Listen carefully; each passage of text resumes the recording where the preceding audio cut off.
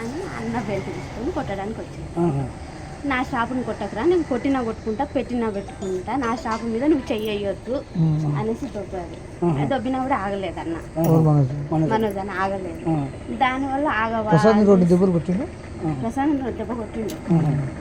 అన్న సార్ ఏంటంటే కొట్టొద్దు నా షాపు, నేను భయం పెట్టుకుంటా, కొట్టకురా అన్నాడు.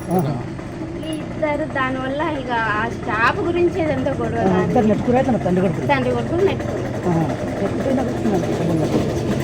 అసలు దెబ్బలు నాకు తెలిసి దెబ్బలు తగ్గలేదు, ప్రేర్ చేసుకున్నారు.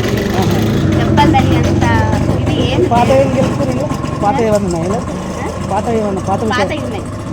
అది ఇది ఒకటేసారి అన్నదమ్ములకు మంచి వరదలు ఉన్నాయి. ఏమన్నా మౌనిక మేడం చేసుకోవడం ఇష్టం ఫస్ట్ నుండి వాళ్ళకి ఇష్టం లేదు. దానివల్ల కొంచెం వాళ్ళు ఫస్ట్ నుండి డిస్టర్బెన్స్ ఆ విషయం మీద. ఎవరికో బాబు ఉన్నాడు, ఆల్రెడీ బాబు ఉన్నాడు కాబట్టి వాళ్ళకి ఇష్టం లేదు.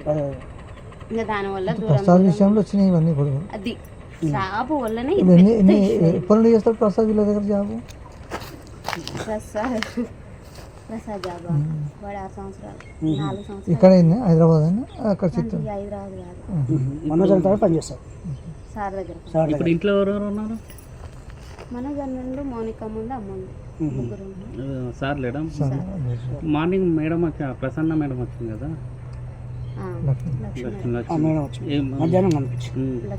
అంటే ఏమన్నా సంజాయించిందా లేకపోతే చెప్తుంది ఇంకా ఫోన్ చేస్తారు మాట్లాడుతున్నారు.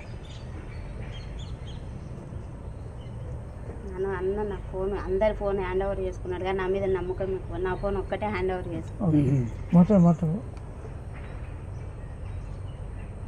సార్ దగ్గర ఎన్ని గంటలకు అయింది?